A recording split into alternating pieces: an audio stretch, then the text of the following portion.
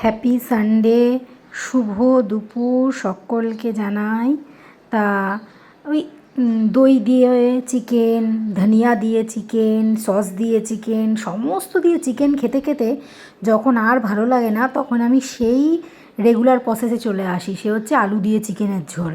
তা দেখো, আলু ভেজে নিলাম, ভেজে নেওয়ার পরে গোটা গরম মশলা, তেজপাতা ফোড়ন দিয়ে পেঁয়াজ বেটে রেখেছিলাম, পেঁয়াজ বাটা দিয়ে দিলাম।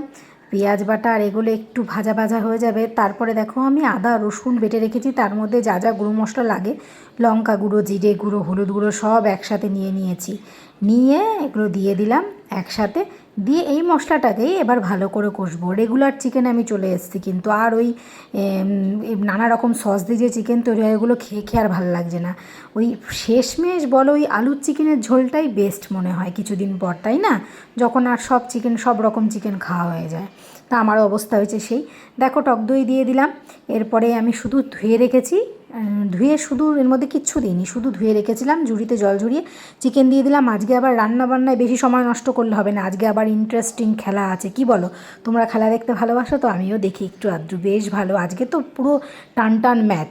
তো যাই হোক, দেখো শর্টকাটে রান্না করে ফেলেছি, কষাকষি যা যা করতে হয় করে নিয়েছি। আমার তো মাংস মোটামুটি রেডি।